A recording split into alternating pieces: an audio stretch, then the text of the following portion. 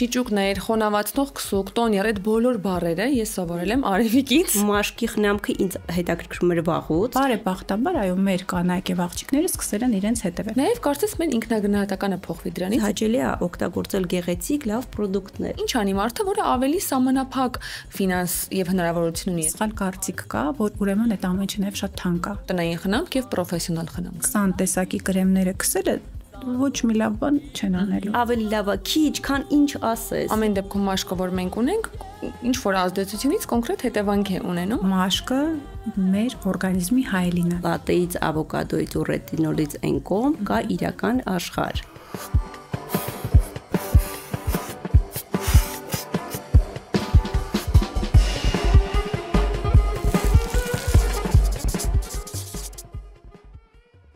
Ողջույն սիրելի քաղաքի սիրելի մարդիկ, մենք կրկին վերադարձել ենք եւ դուք լսում կամ դիտում եք Քաղաքի ոդկասթը ու այսօր բերել ենք շատ հետաքրքրական ու միաժամանակ խիստ օգտակար թեմա բոլոր մարդկանց համար, որոնք սիրում են ունենալ իրենց համար ժամանակ եւ այդ ժամանակը անցկացնել հատկապես ինքնախնամքով, իսկ ինքնախնամքը վերջին շրջանում բոլորս ուղիղ կերպով հասկանում ենք մարմնի ու մաշկի խնամք։ Այսօր կխոսենք մաշկի խնամքի մասին, կպարզենք այն պարզապես թրենդ է, թե իրականում գիտություն է, ինչպես է կոսմետիկան եւ նաեւ մաշկի խնամքը ազդում են ինքնագնահատականի վրա եւ ընդհանրապես ում լսել եւ ում կարծիքով առաջնորդվել այս թեմայի մեջ։ Այսօր մենք ունենք երկու հրաշալի գեղեցկուհի հյուրեր։ Մեր տաղավարում են այսօր բժիշկ կոսմետոլոգ Աննա Գևորգյանը։ Ողջույն Աննա, շնորհակալ ենք, որ մեզ հետ եք այսօր եւ իհարկե ինֆլուենսեր հաղորդավար մեր շատ սիրելի Արևիկ Ուդումյանը։ Ողջույն Արևիկ, շատ շնորհակալություն ժամանակ տրամադրելու համար։ Ես ուզում եմ մեր զրույցը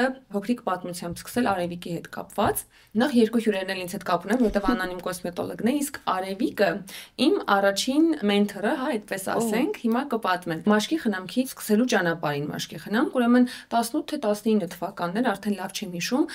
բլոգինգը նոր էր զարգանում, շատ բլոգերներ չկան, բայց Արևիկը արդեն բլոգեր էր, ու ես հետևում էի Արևիկի էջին ու ամեն օր տեսնում էի, որ Արևիկը բացում էր տարատեսակ տարաներ խնամքի։ Ամեն օր մի տարա։ Ու ես մտածում էի, Աստված իմ, նախ ես որտեղից եմ այդքան գումար ունենալու երբևէ, որ ես ամբողջ տարաները ունենամ, հետո այս ինչ բաներ են ու լավ չէի հասկանում, բայց պիտի ասեմ, որ շիճուկներ, խոնավացնող քսուկ, տոներ, այդ բոլոր բառերը ես սովորել եմ Արևիկից եւ ասում եմ ամեն բան պատահականություն է հիմա այստեղ, ու երբ իմացա, որ Արևիկը հյուր է, հենց առաջին հարցը, որ մտքիս մեջ եկավ, հետեւյալն էր, թե ինչու Արևիկը որոշեց իր բլոգում ունենալ նման թեմա ու խոսել ու այդքան շատ խոսել այն ժամանակ հատկապես, որտեղ այսքան շատ խոսվածող այն ժամանակ չկար։ Մաշկի խնամքից եւ ցույց տալ այդ բոլոր պրոդուկտները, պատմել այդ պրոդուկտները ինչպես են աշխատում, որտեղից եկավ այդ միտքը։ Ձանա ջան, նախ sense ողջավորվեցի, որովհետեւ իրականում ես այս պատմությունը, նախապատմությունը չգիտեի։ Այո։ Շատ հաճելի է այդ լսել ու նաեւ հասկացա, որ միգուցե ինչ որ չափով ես խթան եմ հանդիսացել, որ դու սկսես շատ գումար աշխատել եւ բոլոր այդ բանեջկաները առնել։ Կանեմ անբան։ Հետաքրքիր է, որ նախ այդ ժամանակ ընդհանրապես մենք չէինք մտածում, որ աշխարհում ու նաեւ Հայաստանում այսքան կխորանա սոցիալական ցանցերի ֆենոմենը, իրականությունը։ Անում էի ես այն, ինչ որ սիրում էի։ Մաշկի խնամքը ինձ հետաքրքրում էր վաղուց։ Գենետիկորեն միգուցե ունեի լավ մաշկ, բայց սիրում էի այդ փորձարկումները, քսելը։ Նույնիսկ ուսանողական տարիներին, երբ գնում էինք հանգստանալու, ընկերներս հումոր էին անում, իրենք բոլորը անդադ դրսում են, ես ասում էի մի րոպե, ես իմ կրեմներ, ասում են քո եղունգի կրեմը առանց։ Նա ասում է, հա, ինձ միշտ ապացրեք, դուք գնացեք։ Ես իմ կրեմները անում էի, խնամքանում էի, 2 ժամ անց ասում էի, հիմա որտեղ եք։ Ես դա միշտ սիրել եմ։ Այսինքն դա տարիներ առաջվանից այո, սիրել եմ։ Նու տարիներ առաջվանից ասած մոռանանք այն ժամանակները, որ ուսանողական տարիներին ունենք մի Nivea կրեմ եւ օգտագործում ենք ամբողջ դեմքի եւ մարմնի համար, դրանից հետո արդեն կամած ես դա շատ սիրել եմ։ Ու իհարկե երբեք չեմ մտածել, որ ինչ-որ տենց վայ այդ ուղությունը վերցնեմ եւ այլն։ Բալիկներից հետ, նո չեմ կարող ասել հիմնականում տանն է, բայց բալիկների ժամանակաշրջաններ եկել իմ կյանքում եւ ինչ որ անում էի, սիրում էի կիսել, փորձարկել, ցույց տալ։ Շատ լավ, այսինքն ոչ մի հատուկ մտածված, բեմադրված ու ինչ որ նպատակներ ունեցող չի եղել կոնկրետ։ Ես գնումներ էի կատարում կամ նվեր էի ստանում կամ գնում էի կատարում ու իրոք ուզում էի որ մարդիկ իմանան կարծիքը ինչն է լավ, ինչը վատ։ Ահա, թե ինչպես է սկսվել Արևիկի ուղին նաև բյութի բլոգերի, ինչ որ իմաստով, բայց վերադառնանք գիտության կողմին, հա, մաշկի խնամքի, որովհետև բոլորս գիտենք, որ ամեն դեպքում մաշկը, որ մենք ունենք, ինչ որ ազդեցությունից կոնկրետ հետևանք է ունենում, այդ թվում եւ մաշկի խնամքից, որը շատ թվում է թե ռոպագանդայի արդյունքում է, որ բոլորս այսքան այս ամեն ինչի մեջ ենք, բայց իրականում սա միշտ է եղել եւ Արևիկի խոսքն էլ դա ապացուցեց եւ բժիշկ կոսմետոլոգները միշտ եղել են մեզ հայտնի բոլոր լուսավոր դարերում, հա։ Ես կուզեմ, որ Աննա ջան, դուք պատմեք, թե արդյոք Instagram-յան այս ինֆլուենսերների բումից առաջ, երբ բոլորս հիմա խոսում ենք, թե ինչպես ճիշտ խնամել մաշկը, հասարակությունը ինչպես էր վերաբերվում մաշկի խնամքին, թե պրոֆեսիոնալ, թե տնային խնամքի տեսանկյունից։ Արդյոք էլի նույնքան տրենդային էր, ուղղակի որ մարդիկ չէին կիսվում, մենք չէինք իմանում, որ այդքան տրենդային բան է դա։ Տեսեք, եթե խոսում ենք հայ հասարակության մասին, մի քիչ դա տարբերվում է դրսի հասարակությունից, ինչի, որովհետև այո, կոսմետոլոգիան միշտ եղել է, ուղղակի այն ժամանակ, դեռ որ մենք շատ փոքր էինք, կոսմետոլոգիա ասվածը մեր համար դա չիստկաներն էր ու այսինքն դեմքի մաքրումները եւ որոշակի պիլինգներ։ Դրանից ավել բան չկար, որովհետեւ կոնկրետ Հայաստանում, հա, նկատի ունեմ, չեմ խոսում դրսի մասին, որովհետեւ այնտեղ շատ ավելի շուտ էր զարգացել ամեն ինչը։ Հետո կամած գիտության զարգացման հետ կապված մարդկանց այլ երկրներ այցելելու հաշվին, հա, ամեն ինչ սկսեց ավելի զարգանալ ու բնականաբար արդեն հասկացանք, որ կան շատ բազմաթիվ մեթոդներ, թե տնային խնամքի մասին է խոսքը, թե պրոֆեսիոնալ խնամքի մասին է խոսքը, որոնք որ մենք պետք է կիրառենք։ Այո, գիտությունը կողմ է, որպեսզի կատարվի ճիշտ տնային խնամք, որովհետև ամեն ինչ զարգանում է եւ կոսմեցևտիկան, այսինքն ոչ թե այն ապրանքները, որոնք ազատ վաճառքի կան, այլ այն ապրանքները, որոնք որոշակի խնդիր են լուծում։ Այսինքն դեղատոմսով են դուրս գրվում։ Ոչ թե դեղատոմսով, այլ արդեն բժշկի ցուցմամբ են գնում, հա, ազատ վաճառքի չեն լինում, հիմնականում լինում են կլինիկաներում, ու կան ֆիրմաներ, որոնք կարող է եւ լինեն խանութներում, բայց միևնույնն է բժշկի ցուցմամբ են գնում։ Դրանք անցնում են բազմաթիվ հետազոտություններ, ունեն ապացուցողական բազա եւ հետեւաբար նշանակվում է բարեբախտաբար, այո, մեր կանայք եւ աղջիկները սկսել են իրենց հետևել։ Այ ուրիշ բան, որ դա դարձել է ասենց շատ մեծ տրենդ, տեղին անտեղին։ Այո, վախենում ենք օրինակ Sephora մտնել կամ Ես որևէ նման վախենում եմ, մեծ որովհետև ես լինելով մասնագետ, մի քանի օր առաջ մենք ինքներս իրար հետ Ֆրանսիայի էինք դա քննարկում ենք, ես լինելով մասնագետ, ես այդ մարքեթինգի զոհն եմ շատ վառ օրինակով, որովհետև այդ սիրուն բանեչկաները, ու գիտեք, հետաքրքիր բան կա, այսօր գալուց մտածում եի, որ եթե ես տեսնում եմ շատ էսթետիկ այդ բանեչկաները, չգիտես ինչի, ինձ թվում է, որ ինքնական լավն է։ Ինձ ինձ մոտ հակառակն է, բայց գիտեք, օրինակ հենց այստեղ մեկնաբանեմ, որ հակառակը ես երբ տեսնում եմ շատ գեղեցիկ փաթեթավորում, որ բրենդը ավելի շատ աշխատել է փաթեթավորման վրա, ավտոմատ մտածում եմ, որ երևի սա ավելի այդպես դուք շատ ճիշտ եք մտածում։ Քիչ ազդեցություն ունեցող մի բան է եւ հակառակ ինչքան դեղատնային տրամադրություն է գալիս փաթեթավորումից, այնքան լուրջ եմ վերաբերվում, բայց գուցե դա էլ է սխալ։ Իրական ճիշտերել են հասկացել, որ դեղատնային փաթեթավորումը կարող է քո նման մարդկանց վրա ազդել եւ ի փորձում են այդ ձևի անել իրենց բայց բարձրում է գուցե նույն բաղադրիչները ունենան դրա։ Չէ, իմիջիայլոց բոլոր այն հենց այդ նույն լուրջ ֆիրմաները, որոնք որ խնդիր են լուծում, իրանք այդ ֆինանսը չեն ներդնում տուփերի վրա, որովհետև ավելի գերադասում են հետազոտությունների վրա ծախսեն այդ գումարը, ավելի հագեցված պրոդուկտ ունենան, այնպես որ շատ ճիշտ եք, հիմնականում այդ կոսմեցևտիկ պրոդուկտներն ունեն շատ պրիմիտիվ, ոչ շատ վառ հոտերով պրոդուկտներ։ Բայց եկեք խոստովանենք, որ երբ որ մեր տարակի մեջ կամ այդ հատուկ պայուսակի մեջ կան գեղեցիկ փաթեթավորման պարագաներ, նաև կարծես մեր ինքնագնահատականը փոխվի դրանից, ես իմ վրա զգացել եմ, որ թե կոսմետիկ միջոցները, թե խնամքի պարագաները, եթե մաքսիմալ էսթետիկ են, կապ չունի մեջի ինչ է, եթե գեղեցիկ են, ես դրանցով շպարվելիս կամ ինձ խնամելիս, մի տեսակ ինձ ավելի արժանի համար եմ այս աշխարհում ապրելու համար, քան երբ որ օրինակ ավելի դեղատնային վիճակով ապրանքներ եմ օգտագործում, չնայած իմ գիտակցական կողմը գիտի, որ ճիշտը որն է։ Եվ հիմա սրան եմ ուզում անդրադառնալ, արդյոք ձեր փորձը ինչ է ցույց տալիս։ Մեր ինքնագնահատականի, գուցե ինքնանկալման վրա ազդում են բոլոր պարագաները կոսմետիկ ու խնամքի, որ այսօր մենք նախ ռոպագանդվող ենք տեսնում, որ օրինակ Դիանան օգտագործում է Արևիկ Աննան, ինչու ես էլ չունենամ։ Եվ որ արդեն գնում ենք ու հայտնում ենք մեր պայուսակի մեջ։ Ինչպես է փոխվում մեր ինքնագնահատականն ու ինքնանկալումը նման բաներից։ Ինձ թվում է պատմությունը, եթե մի քիչ շատ վերևիցնենք, սենց է։ Եթե մարդ հոգևոր, հա, շատ լուրջ արժեքներ ունի եւ ունի այդ գիտակցության բարձր մակարդակը, այո, իրեն մատերիան պետք է այդքան չկարողանա ուրախացնել։ Դա խոսքը մենակ խնամքի մասին չէ, դա հագուստն է, տունն է, մեքենան է, ամեն ինչ ինչ մեզ շրջապատում է։ Եվ այդ դեպքում կարելի է մտածել, որ կարելի է քարանձավում ունենալ այդ հոգևոր կայուն եւ ներդաշնակ վիճակը։ Ինչը մի կողմից իրոք հոգևոր այդ արժեքների մեջ լինելը մեծ ձեռքբերում է, բայց մյուս կողմից ախր մենք աղջիկ ենք։ Մենք սիրում ենք այդ թիթիզությունները ու պետք չէ մեղավոր զգալ ու վատ զգալ, որ մեզ դուր է գալիս, որ մենք ունենք այդ սիրուն տուփիկները, որ մեզ կարևոր է որ շոշափելիս այդ բանочкան սենց հաճելի մեզ լինի, թավշյա լինի եւ այլն։ Դա մեզ դուր է գալիս։ Երևի կարևոր է ուղղակի գտնել այդ ոսկյա միջինը եւ չդառնալ մարքեթինգի եւ այդ թիթիզությունների զոհը, բայց նաեւ իմանալ, որ այո, դա մեզ դուր է գալիս ու մենք մեզ ուզում ենք նվիրել։ Այո, մեզ բոլորիս հաճելի է օգտագործել գեղեցիկ, լավ պրոդուկտներ։ Այդ նորմալ է։ Ուղղակի այդ հոսանքին շատ չտրվել։ Այսինքն այն, որ դա իսկապես մեզ տալիս է լավ էմոցիաներ եւ մեր տրամադրությունն է բարձրացնում, ինքնագնահատականի վրա է ազդում, երբեմն իսկապես կարող է առաջացնել մեղքի զգացում, հատկապես օրինակ մեր նման երկրներում, որտեղ մարդը իրեն կարող է մի պատմություն էլ օրեր առաջ էլի պատմեց Աննան, որ մարդը կարող է իրեն թույլ տալ գնել գուցե մեկ անգամ այդ ապրանքից իր կյանքում եւ ուրիշ բաներ չկարողանա գնել, բայց եթե իրեն շատ ուրախացնելի է, գուցե արժի որ ինքը մի անգամ դրան գնա, որտեղ Աննան պատմեց պատմություն օրեր առաջ, որ մարդկար կարող էր կամ խնամք անել պրոֆեսիոնալ կամ գնել ռետինոլ եւ Աննան խորհուրդ էր տվել որ գոնե գնի ռետինոլ որ ամեն օր կարողանա հա ինքը երկարատև արդյունքի համար այ օրինակ հիմա եթե էլի գանք մասնագիտական կողմից խոսենք ինչ խորհուրդ կտանք մարդկանց որոնց բյուջեն գուցե այդքան մեծ չէ բայց իրենք էլ են ուզում այս ամենի մասը լինել որովհետեւ իրենք ամեն օր տեսնում են թե ինչպես կարծես բոլորը ունեն այդ ամենը իսկ իրենք ոչ բայց նաեւ գիտակցում ենք որ ավելի մեծ աշխարհում հեշտ չի տրվում այդ ապրանքները իրականում ունենալ եւ բարբերաբար թարմացնել ինչ անի մարդը, որը ավելի սահմանափակ ֆինանս եւ հնարավորություն ունի այս թեմայի մեջ իրեն լավ զգալու համար։ Նախ առաջի հարցին պատասխանեմ, պետք չի վախենալ այն ամեն ինչից, ինչը որ գեղեցիկ է, որովհետեւ նույնիսկ երբ որ մենք գնում ենք սրճարան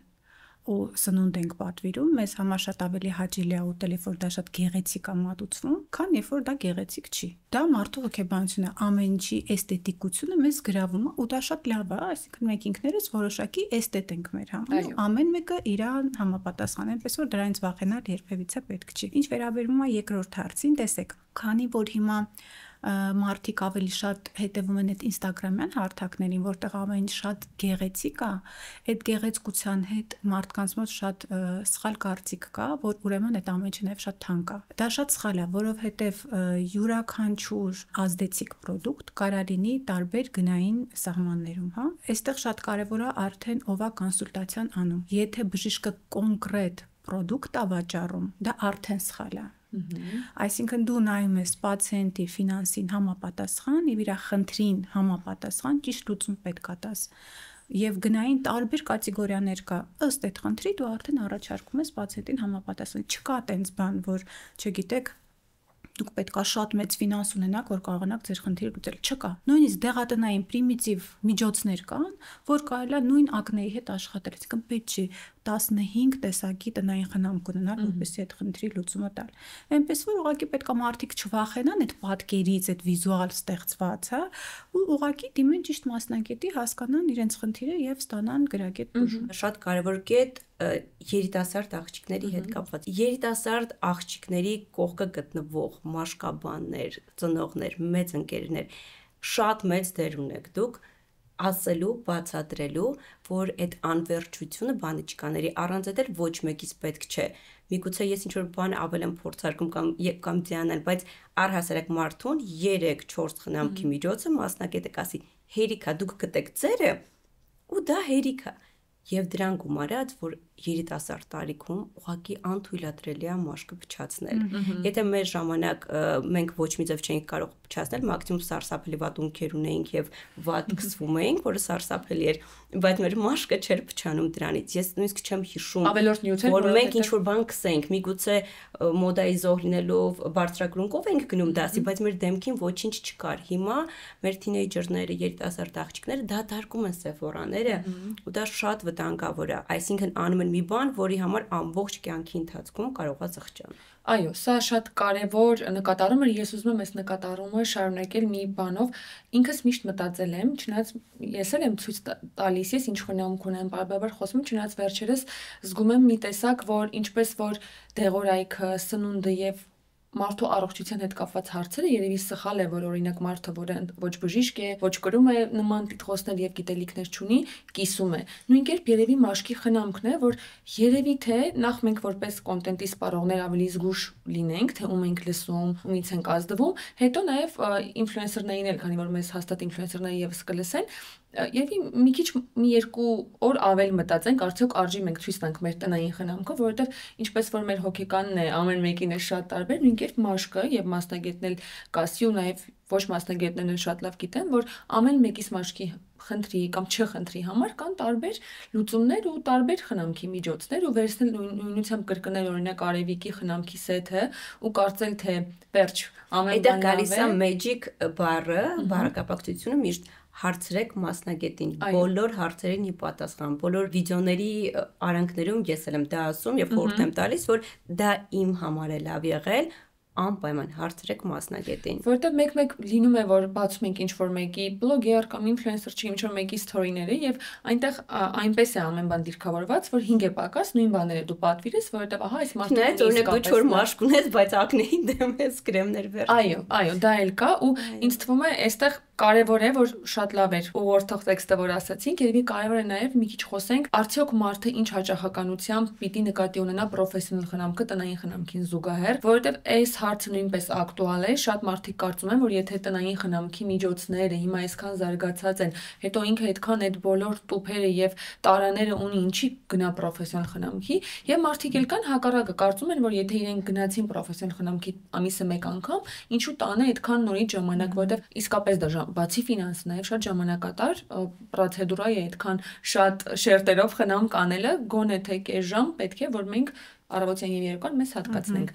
Ինչպես կողմնորոշվել նաև այս երկընտրանքում տնային խնամք եւ պրոֆեսիոնալ խնամք։ Տեսեք, տնային խնամքը անկախ ամենից միշտ պետք է։ Մեկը մեկին չի փոխարինում, դրանք երկուսն իրար լրացնում են։ Մանավանդ եթե տնային խնամքը նշանակել է մասնագետը։ Ինչքան հաճախ գնալ պրոֆեսիոնալ խնամքի, դա շատ անհատական է։ Չկա դրա հստակ ինչ որ ժամկետ։ Դա կախված է տարիքից, դա կախված է խնդրից, դա կախված է ինչա տեսնում մասնագետը եւ ինչա ցանկանում պացիենտը։ Միշտ չպետք է անել այն ինչա ցանկանում պացիենտը, այլ պետք է բացատրել բժշկական տեսակետից, որովհետեւ երբեմն մանավանդ այս երիտասարդ աղջիկները այդ այնց տրենդամանիայով են տարված ու իրանք այդ ֆիլտրերի ազդեցության տակ գալիս են հենց այդ ֆիլտրով նկարեցության տակ ասում են ես ուզում եմ սա նախ դու չես ստանա երբեք դա ինյեկցիաների մակարդակում ոչ միայն գիտեք մարդիկ կան որոնք ուզում են դա առանց ներարկումների նույնիսկ ներարկումով շատ հաճախ չես ստանա դա անհնար բան է որովհետև դա ֆիլտր է ես էլ կուզեի ճիշտ ասած ունենայի նման դե չենք կարա հիմա այո այնպես որ ճիշտ տարիքային սահմանում եւ ճիշտ խնդրով եթե դիմում ես մասնագետի արդեն դու ունես անհատական մոտեցում ինչքան ժամանակը մեկ պետք է հաջողես պրոֆեսիոնալ խնամքի կա ինչ որ տարիքային բազային մինիմալ շեմ որ այդ տարիքի ցանկալի է որ աղջիկը կամ մարդը առհասարակ սկսի հետևել իրեն նաեւ պրոֆեսիոնալ խնամքի տեսակետից մաշկի եթե մենք խոսում ենք պրոբլեմատիկ մաշկով մարդկանց մասին դա արդեն դեռահասության տարիքից սկսվում է այդ խնդրը եւ այո վաղ տարիքում պետք է դիմել մասնագետի եթե ուղղակի դա այդ հավես թիթիզ ինչ որ խնամքային պրոցեդուրաներն են զուտ խոնավացնել միգուցե սխալ բան եմ ասում վատ բան եմ ասում մեր մասնագետների համար ինչքանոց այնքան լավ որովհետեւ եթե դու չունես խնդիր շատ երիտասարդ տարիքում անիմաստ ձեռք տալ մաշկը պետք չի որովհետեւ մաշկը ունի իր ռեսուրսը ինքը արտադրելու է ամեն ինչ մինչեւ 25 տարեկան ինչը որ մեզ պետք է այսինքն անիմաստ ինչ որ բաներ անել պետք չի Դրանից հետո արդեն բարեբախտաբար հիմա շատ զարգացել է էսթետիկ բժշկությունը եւ կան բազմաթիվ դիագնոստիկ սարքեր, բազմաթիվ, որոնք արհեստական բանականության հաշվին սկան են անում եւ բոլոր խնդիրները, այն խնդիրները նույնիսկ ինչ որ դու անզեն աչքով չես տեսնում, իսկ դրանք շատ են, սկան արած տալիս է պացիենտին, նույնիսկ դու կարող ես 1 տարվա պլան կազմել այդ պացիենտի հետ, իրան ինչա պետք անել եւ տանը եւ պրոֆեսիոնալ, հա, կլինիկայում։ Այնպես որ դա ուղղակի պետքա գրագետ մոտենալ այդ ամեն ինչին եւ վերջ։ Ինձ թվում է Արևիկը մի քիչ իր փորձով պիտի կիսվի նաև պրոֆեսիոնալ խնամքի, որովհետև մենք տեսնում ենք Արևիկի տարիքը հնարավոր չէ գուշակել, հնարավոր չէ։ Արդեն երրորդ դարն է։ Եթե Արևիկը չասեր ինքը բալիկներ ունի, գուցե լիքը մարդիկ չմտածեին անգամ որ ունի բալիկներ, ու ես գիտեմ որ Արևիկը նաև պրոֆեսիոնալ խնամքի հետ կապված էլի շատ ուշիմ է, այնպես չէ որ այդ բոլոր տարաները, որ Արևիկի տանը կան, նախ Արևիկը ամբողջը օգտագործում է, ես դա էլ եմ նկատել, որ հաճախ փորձարկումներ են եւ ուղղակի հետաքրքրասիրությունից դրդված շատ պրոդուկտներ կհայտնվեն քո դարակաշարի վրա, բայց գուցե մի քանի բան դու օգտագործես։ Իսկ պրոֆեսիոնալ խնամք երբ է ինձ է սկսել, դու ինչ ես կարծում, քանի որ Աննան նաեւ որպես բժիշկ փորձում է այնպես անել, որ արդար հա լինի եւ օրինակ ասում է ինչքան ուշ սկսենք այնքան լավ։ Ինչ է ցույց տալիս Արևիկ Օդումյանի փորձը։ Եթե չկա խնդիր։ Եթե չկա խնդիր, այո, առողջ ու մաշկի պարագայում։ Եթե չկան այդ կնճիռները արտահայտված, մաշկը չոր չի եւ ամեն ինչ նորմալ է, խնդիր չունի այդ։ Անանիստը նաեւ կասի, որ այդ անցումային տարիքում ինչքան կարեւոր է ճիշտ խնամքը, չէ, որովհետեւ տղաների մոտ եմ ես հաճախ տեսնում, որ խնդիրներ կան, ու եթե ճիշտ մասնագետի մոտ չգնաս, ուղղակի մաշկից ճակատագիրը սխալ կգնա, որովհետեւ կարող են այնց հետքեր լինել, որ երբեք չանցնեն։ Իմիջիայից նոր խոսում ենք երիտասարդ աղջիկների մասին։ Հիմա ուզում եմ ասել տենց միջին տարիքի կանանց հետ կապված, որ մենք հասկանում ենք, որ այդ բոլոր բանջկաները, այդ ամեն ինչը լավ է, սիրուն է, բայց դրանք ինչ որ էլիքսիրներ չեն երիտասարդեցնող։ Եվ բնական է, որ տարիքի հետ մեր մաշկի հետ տեղ են ունենում process-ներ, որոնք բանջկաներով, շիճուկներով, որոնք մեր մաշկի արտաքին շերտը ու մի քիչ գնում են ներս, այն խորքային մասում չեն կարող ոչ մի կրեմ, ոչ մի շիճուկ ամենախորքի հետ չի կարող աշխատել, ճիշտ է։ Բջիջները չենք կարող վերականգնել։ Չենք կարող։ Դրա համար մտածել, որ ամենաթանկ կրեմները կգնեմ, ամեն ինչ կվերցնեմ ու մաշկը սենց կլինի ոնց որ 20 տարեկանում, բնական է մենք հասկանում ենք, որ դա այդպես չէ։ Դրա համար պետք չէ հոսանքի նաև այդ առումով տրվել։ Պետք է ունենալ գրագետ մասնագետ, ով այդ ճիշտ խորհուրդները կտա։ Օրինակ, երբ ես իմացա, որ դոկտոր Աննան ակալու շատ ուրախացա, որովհետև մեր քաղաքը փոքր է, չէ, մենք շատ ենք իրար մասին բոլորս լսում։ Երբեք չեմ լսել ոչ մեկ բողոքի իր գործից։ Թեպետ մենք հասկանում ենք, որ բժիշկների ասպարեզը, որ ասում են չկա բժիշկ, ումից ինչ որ մեկը դժգոհ չլինի, ես չեմ հանդիպել։ Այսինքն մարդ պետքա իր կյանքի իր կոսմետոլոգին գտնի, ով իրեն ճիշտ խորհուրդներ կտա, այսինքն ինչ քանակությամբ, ինչ է պետք անել, ոնց է պետք անել, առանց կորցնելու քո դեմքը, առանց փչացնելու քո դեմքը, բայց մենք հիմա մի ժամանակահատվածում ենք ապրում, որ այո, մենք ինչ որ չափով ժամանակի դեմ փորձում ենք պայքարել։ Այո, որովհետև բոլորն են պայքարում, եւ դու չես ուզում հետ մնալ բոլորից։ Բացի որ դու չես ուզում, այստեղ միայն ուզելը չէ։ Եթե 20-30 տարի առաջ բոլոր 30 տարեկան կանեք, 40, 50 նույն հավասար դիրքերում էին, մեկը ուներ բնածին լավ մաշկ, մեկը մի քիչ վատ, մեկը մի դիմագծեր։ Հիմա եթե հասարակության մեծ մասը XY գործողություններ է կատարում եւ մի քանի մարդ չեն անում, բնական է, ուզենք թե չուզենք, ոնց որ թվում է, որ ավելի տարիք ենք տեսնում, ավելի հոգնած հայացք ենք տեսնում, կնճիռ ենք տեսնում, իբր չխնամվածություն ենք տեսնում։ Սա էլ կա, որովհետև ես ինքը շատ եմ լսել, քանի որ ես մինչև դոկտոր Աննային հանդիպել է, ոչ մի բան իմ դեմքին չէի անում, կային ինձնից մի քանի տարի մեծ աղջիկներ իմ կյանքում, որոնք անդադար խոսում էին, որ Ձիաննա, ինչպես կարող ես չխնամել քո դեմքը, բայց ես ախր տանը լիքը խնամում էի իմ դեմքը։ Ինչպես կարող ես այս կամ այն պրոցեդուրան չանել եւ այլն, ու ինչ որ մի պահ կար, որ ես շատ ճնշված էի զգում, որ իմ կյանքի բոլոր կանայք եւ աղջիկներ ունեն կոսմետոլոգներ եւ այդ ամեն ինչը անում, իսկ ես չէ եւ դա գնում էր չխնամվածության լեյբլի բանի, պիտակի տակ։ Դե քո դեպքում չեմ կարծում իրականում այդ խնդիրը եղել է, կարծում եմ հոգեբանական ես դու տենց լուրջ ընդունել, որովհետեւ քո տարիքը եւ քո տեսքը, դեմքը ես միշտ տեսել եմ բացարձակ խնդրին մոդել չես եղել, հոգեբանական է եղել, իսկ ես մտածում որ այ որոշակի տարիքից հետո մի քիչ ինչ որ քայլեր պետք են, որովհետեւ Այդ որն է այդ տարիքը։ Ես չգիտեմ, ամեն մեկը բժիշկը կասի իր դեմքի հետ կապված, այսինքն եթե դու տեսնում ես, օրինակ, չեմ ուզում ոչ մեկին ոչ մի ուղղությամբ տանել, բայց դու պետքա տեսնես, այսինքն եթե հայլու մեջ դու տեսնում ես դեմք, որը քեզ էլ ծանոթ չէ, կամ դուրս չի գալիս։ Դուրս չի գալիս, դու տեսնում ես, որ դու շատ հոգնած ես, տեսնում ես, որ հայացքդ վատն է, փոքրիկ քայլեր։ Ես խնդրում եմ փոքրիկ քայլեր, բայց ինչ որ քայլեր կան, որոնք այո եւ քո դեմքի արտահայտությունը կարող է մի քիչ փոխեն եւ ամենակարևորը ինքնազգացողությունը։ Մարդ կա, որը ոչինչ կատեգորիկ չի ուզում անել եւ ինքը իր այդ բնականի մեջ երջանիկ է 60 տարեկանում էլ, բայց եթե դու զգում ես, որ քեզ պետք է այդ ավել բաց հայացքը կամ ինչ որ մի բան, Փոքր քայլերով իհարկե ես դեմ չեմ։ Եթե չի վնասում առողջությանը եւ ծայրահեղությանը։ Եվ հիմա նոր ինչ էր ասում անան, որ այնքան միջոցներ կան, այսինքն հիմա նույն խոնավեցման այնքան տարբերակներ կան, որովհետեւ մարդկանց թվում է երկու բան կա՝ բոտոքս եւ ֆիլեր։ Բայց այնքան խոնավեցնող միջոցներ կան, որ այսինքն այդ կրեմները, եթե ես ճիշտ եմ հասկանում, չէ, կրեմները անում ենք ներսից, ես միշտ տենց եմ պատկերացնում իսկ խորքային մակարդակի վրա մենք սնուցում ենք կատարում, ինչա կա։ Օգնում ենք այդ կոլագենները մեռնեն, նորերը ծնվեն, ավելի պայծառ լինի դեմքը, ավելի խոնավացած լինի, հա, այսինքն փայլուն լինենք։ Դրանք քայլեր են, որոնք իմ կարծիքով չեն վնասում։ Ես չգիտեմ բժշկությունը հետո ինչ կապացուցի, բայց որքանով ես հասկանում եմ խոնավեցնող պրոցեդուրաները։ Ներարկումային։ Հա, խոնավեցնող պրոցեդուրաներ չեն վնասում։ Լավ պրոդուկտների մասին եմ խոսում, չեն վնասում։ Այստեղ մի փոքրիկ հավելում անեմ։ Ես շատ համաձայն եմ Արևիկի հետ, որ մարդը ինքը պետքա գա այդ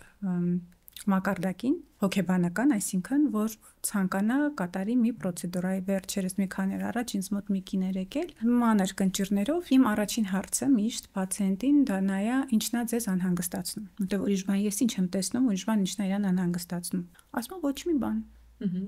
Ուղակի կողքից այնքան են ասել գնա արա, որ ես եկել եմ։ Բնականաբար ես ասացի ձեզ ոչ մի բան պետք չի, որտեղ եթե դուք ձեզ այսպես լավ եք զգում,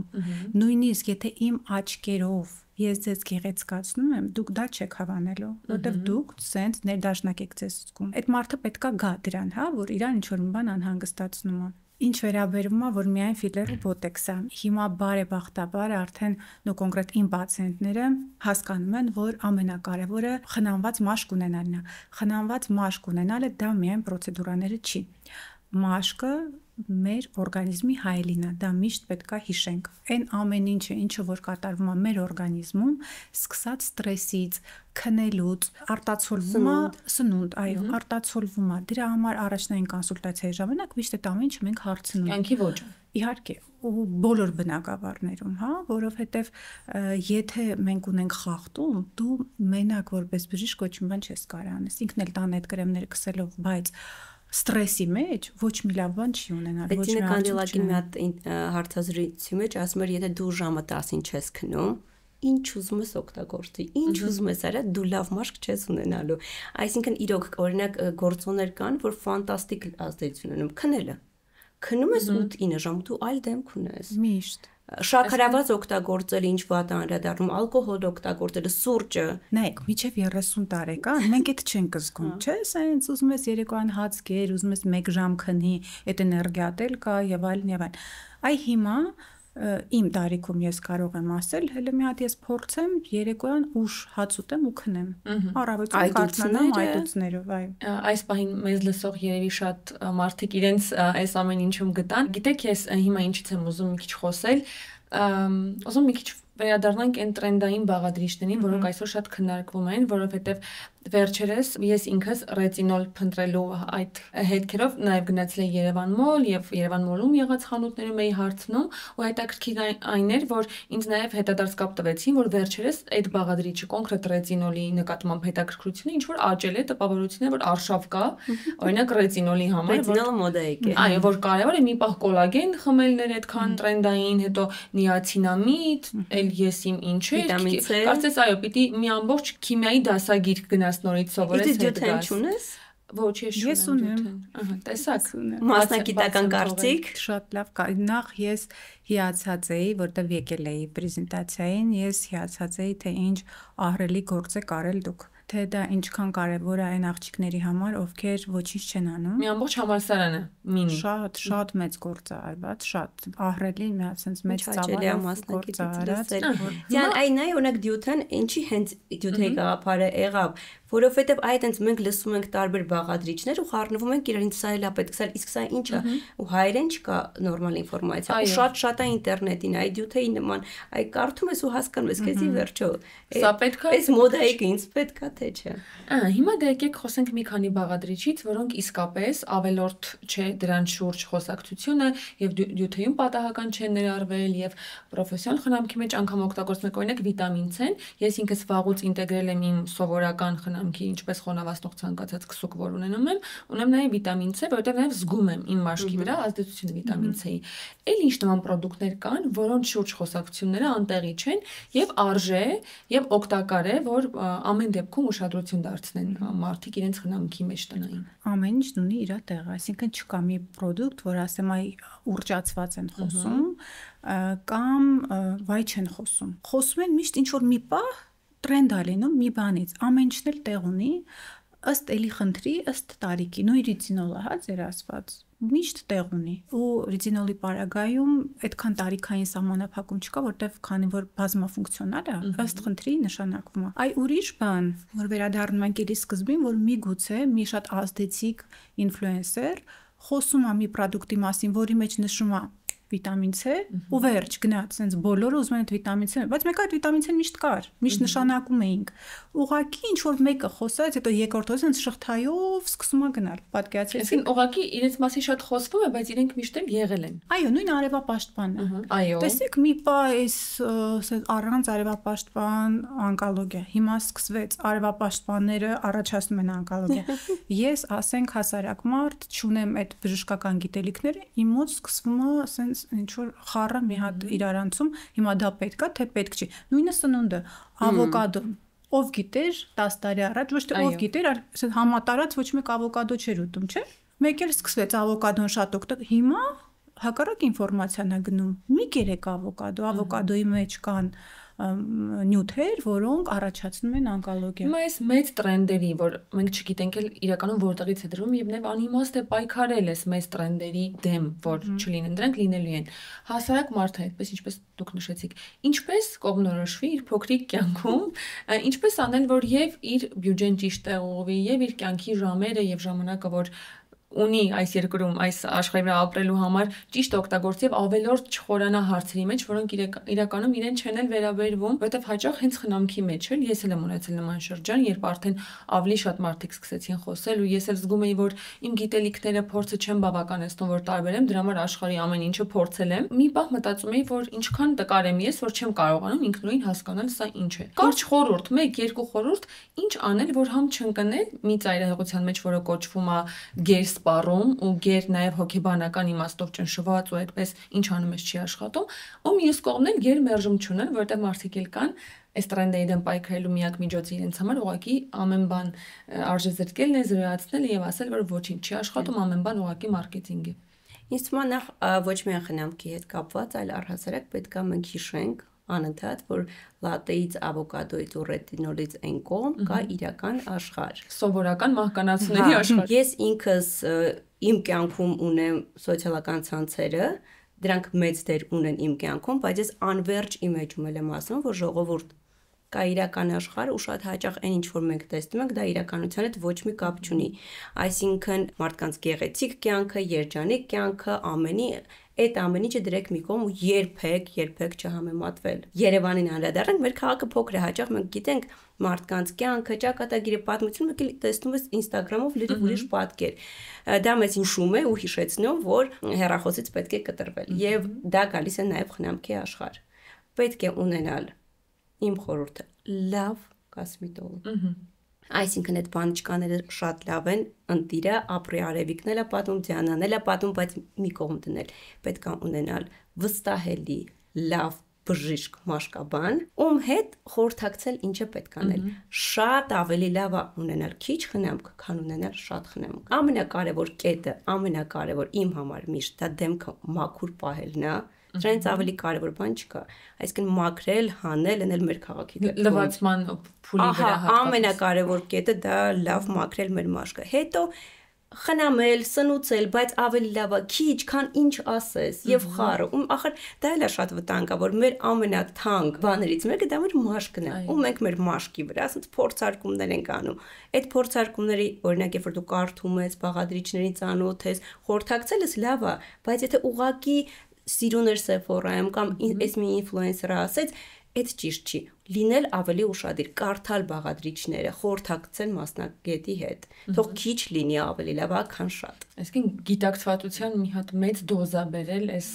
Հա, որովհետև եթե հագուստի դեպքում դա կարա լինի գումարի կորուստ, մեկ էլ sense շատ գլոբալ, որ նայենք ասենք, վայ, ախտոտում ենք մոլորակը եւս մեր մի ավել բաճկոնով բան, բայց դա շատ գլոբալ եք նայում։ Խնամքի ու մաշկի դեպքում դա նես չի որ բաճկոնը լավը չէ, չեմ հագնի, չէ, դա կպնում է քեզ, դա քո մաշկն է ամենաթանկ։ Կարող է անդարձ երևույթ լինել։ Իհարկե, պետք է շատ զգույշ լինել։ Շատ լավ, շնորհակալություն Աննա ջան, դուք ինչ կասեք, հատկապես չկողմնորոշված մարդկանց, որոնք գժվում են այս ամեն ինչի մեջ։ Տեսեք, եթե խոսեմ գլոբալ, ընդհանուր առողջության հետ կապված, ոչ միայն տնային խնամքի, եթե խոսքը չի գնում, որ կան արկա լուրջ հիվանդություններ, ես միևնույն ամենայն համոզմունքին, որ մեր օրգանիզմը մեզ թելադրում է ամեն ինչ։ Ամեն տարիքում մենք ունենք ինչ-որ մի բանի պահանջ եւ անում ենք ինչ-որ մի բան, որը որ չէինք անում մի քանի տարի առաջ, որովհետեւ դու ուղղակի պետքա լսես քո օրգանիզմին։ Նույնը պետքա լսես, ինչա ասում քո մաշկը, դա պետքա լսես, որովհետեւ օրգանիզմը մեզանից խելացի է։ Այս աղմուկը չի թողնում որ լսենք, որովհետեւ մենք լսում ենք ամեն բան, բացի մեր ներքին, հա։ Դրա համար պետքա մի հատ Արևիկը շատ ճիշտ ասեր, sense մի հատ թողնել այդ սոցիալական ցանցերը, այն ինչ որ կատարվում է, այդ ակտիվ մարքեթինգային այդ արշավներին զոհ չգնալ այդքան, ու ուղղակի այո, գտնել համապատասխան մասնագետ, գրագետ մասնագետ, ով մի քանի product-ով քեզ խորհուրդ կտա ուղղակի ինչ անել եւ պահել դա, որովհետեւ իրոք այդ 15-20 տեսակի կրեմները քսելը ոչ մի լավ բան չեն անելու իրականում եւ առհասարակ ոչ մի էֆեկտ չեք տեսնելու։ Եվ նաեւ կարող են վտանգով հղի լինել, որովհետեւ այո, կարող են անել այնպիսի բան ձեր մաշկի հետ։ Եվ ստուգել ինֆորմացիան, օրինակ, լսել ենք ռետինոլը լավ է, ծանոթներիցս մեկը վերջերս ցենց ամ գժվում եմ վերջերս ռետինոլի համար։ Ասում եմ, հա ինչ ես վերցրել, ասում եմ, ինչա վերցրել, ասում եմ, ո՞նց ես օգտագործում, ասում եմ, ամեն երեկո։ Ասում եմ, ո՞նց առաջին օրվանից ամեն երեկո, ասում եմ, հա, այսինքն լսել է, ռետինոլը լավ է, մի երկու բան կարդացել է, բայց չի ֆիքսել, որ օրինակ ճիշտ եմ ասում, որ ռետինոլը չի կարելի այդպես, այսինքն իր ձևը ունի, ինչպես էս ներմուծում քո խնամքի մեջ, այսինքն գոնե օգտագործելուց առաջ լավ ուսումնասիրել։ Դեռ գոնե ազատ վաճառքի ռետինոլները տոկոսային ցածր են կամ նենց տեսակարիցինոլի, որ ագրեսիվ չի, դեռ մի քիչ կարող է վախները բերի, բայց եթե հանկարծ վերցրել մի քիչ ագրեսիվ product ու չգիտեն առհասարակ ոնց պետք է օգտագործել, այրվածքից սկսած մինչև ուղղակի ալերգիկ ռեակցիաներ կարող է առաջանալ, դրա հետևանքով արդեն պետք է իրենք լուրջ բուժում անցնեն, որը Եվ եկեք ուղղակի ֆիքսենք, որ սա մեծ բիզնես է, ահռելի բիզնես է, ոնց որ դեղերինը, այդպես էլ խնամքը, ահռելի բիզնես է եւ բնական է, որ մեր բոլորի հոգեբանության վրա ազդելով դա ավել գումար գեներացնել է, ինչու՞ չէ, իրանց, հա, շատ-շատերի կարծիքով, ինչու՞ չէ, եթե մարդիկ պատրաստ են եւ մենք կարողանում ենք իրենց ուղեղի վրա աշխատել։ Եվ մարդիկ պատրաստ են, որովհետեւ տպավորությունն է, որ բոլորն են դա անում, որոնց մենք էլ պիտի անենք, որ հետ չմնանք։ Այս զրույցից ես ինչ քաղեցի ինձ համար, որ ամենակարևորը մեր դեմքը ինչպես բոլոր տեղերում այստեղ նույնպես չկորցնելն է, այսինքն միշտ հետ գալ եւ հիշել, թե իսկ մենք ով ենք, մենք ինչ ունենք, ինչ չունենք, եւ արդյոք ինչ որ բանը մեզ պետք է, թե ոչ, երևի ելակետային հարց է, արդյոք սա ինձ պետք է, թե ոչ, իսկ պետք են մենք հաճախ ինքնուրույն չենք կարող հասկանալ, այդ պատճառով հորդորը անպայման ունենալ մասնագետ, որը գիտելիքահեն ինֆորմացիա մեզ կփոխանցի ոչ թե իր ճաշակը կամ ինչ որ իր սիրելի գույների եւ ձևերի հիման վրա կորոշի մեզ ինչը պետք, այդ գիտելիքը կտա։ Այո, այս կրթությամբ եւ կոսմետոլոգների բարագայում նույնպես կա այդ մեծ բանը, որ ամեն մեկը կոսմետոլոգ է այսօր, բայց բժշկական կրթություն ունեն թե չէ, սա մեծ հարց է, այս ամեն ինչին Սա մի առանձին ոդկասթի թեմա է, ուշադիր լինել, որ մենք ինչ կլինիկա ենք գնում, արդյոք կոսմետոլոգը, որը մեզ հետ շփվում է, բժշկական կրթություն ունի, թե ոչ, եւ պլյուս վերապատրաստվում է, թե ոչ, որովհետեւ ամեն ամիս է երևի ինչ որ բան փոխվում է ամեն ինչի մեջ ու կարևոր է որ Իսկ նաև շատ կարևոր է որ հենց կոսմետոլոգներն էլ նույն այդ ավելի լավա քիչ քան շատ սկզբունքով առաջ գնալ ու իմ ճանաչած իմ կողմից շատ հարգված մասնագետները դա այն մարդիկ են որ ասում են հաճախ ոչ չեմ անի այսպես չեմ անի ընդհանրապես չեմ անի այս կանաչ դրոշը եթե ձեր բժիշկը ձեր կոսմետոլոգ բժիշկը ձեզ ասում է Այս ինչ բան ինչ որ դու ուզում ես չեմ անի օրինակ ես ունեցել եմ նման դեպք չէի ասում որ օրինակ գիտեմ որ այս ինչ դեպքով դիմել են այն ինչ դեպքով եւ մասնագետները ասում են ոչ ես ինքս դիմել եմ Աննային մի դեպքով եւ Աննան ասաց որ Դիանա ջան դա քեզ ընդհանրապես հարկավոր չէ։ Իսկ ես դիմել էի, որովհետև տեսել էի, որ իմ տարիքի շատ մարդիկ չունեն այդ բանը իրենց դեմքին, իսկ ես ունեմ, բայց Աննան շատ գրագետ, շատ հանդիստ։ Այ ես շատ ազդվում եմ այլ մարդկանցից եւ այդ թե մարքեթինգի զոհ եմ, թե շատ ուշադիր եմ այլ մարդիկ ինչ են մտածում, բայց նաեւ իհարկե շատ հարցեր ունեմ իմ հստակ կարծիքը, ուղղակի խնամքը այն բանն է, որ ինձ համել այնքան դուր է գալիս, որ ինձ թվում է էլի շատ մարդիկ հաճախ լավ էլ գիտակցում են, որ սխալ բանի մեջ են, բայց շարունակում են օրինակ գերսպառումը, շատ գնումներ անելը։ Դրա մյուս ստադիան արդեն վիրահատություններն են ժամանակից շուտ։ Դա արդեն լրիվ ուրիշ մի հատ։ Այդտեղ չենք հասնում, որովհետև խելացի մասնագետներ կան մեր կողքին, եւ ամենակարևոր բանը աղմուկը, որ կա մեր շուրջը, պետք է լրացնել, պետք է լսել միայն այն բաների աղմուկը, որոնց տակ կա գիտելիք, կա ակադեմիական հենք։ Եվ վստահելի մարդկանց ունենալ ձեր կյանքում, դա կլինի ձեր հեռախոսի մեջ, թե կլինի ձեր ընկերուհիներից, թե կլինի սիրելի ինֆլուենսեր, մարդ գտնի այն մարդուն, ում ինքը վստահում է։ Եվ ոչինչ ավելորդ չէ, եթե տեղին է եւ համապատասխան մասնագետի կողմից ուղղորդված, մեկ էլ ամենակարևոր բանը, որ էլի այս զրույցից ես վերցրի, իրականում մեկնաբանություններում դուք էլ բարեկամներ կարող եք գրել, թե հիմնական որ մտքերն են, որ ձեզ համար լրիվ նորեին ու շատ օգտակար եղան ձեզ։ Ինձ համար կարևոր էր այս միտքը, որ հասկանանք, որ ամեն մարդ ունի իր անցնելու ճանապարհը, ինչպես բոլոր կյանքի ոլորտներում, այնպես էլ խնամքի մեջ, ու կարևոր է գտնել, թե ինչն է քոնը, ու միշտ չի, որ մյուսի խնամքը մեզ համապատասխանում է, մենք ունենք մեր ճանապարհը ու կարելի է նաև անգամ մի պրոդուկտով գուցե անցնել ամբողջ կյանքը եւ չգնել գոնե երկու պրոդուկտով անցնել ամբողջ կյանքը։ Կարևոր է թե դուք նաև որ տարիքում եք գտնվում, այդ պահն էլ չշփոթենք, մենք անհամբեր կսպասենք նաև իհարկե ձեր մեկնաբանություններին, կարող եք նաև այս նյութը կիսել ձեր ընկերների հետ, որոնք ունեն այս ամենը լսելու կարիք, իսկ ես շնորհակալ եմ Աննային ու Արևիկին, որ այս էպիզոդը շատ ավելի հետաքրքրական եւ օգտակար դարձրին իրենց պրոֆեսիոնալ, գիտելիքահեն ու փորձի վրա հիմնված խորհուրդներով։ Շնորհակալ եմ։ Ձեզ ջանքեր, շնորհակալություն, շատ հաճելի զրույց էր։ Ու հուսանք օգտակար։ Այո, հաստատ օգտակար։ Այնպես որ մնացեք մեզ հետ։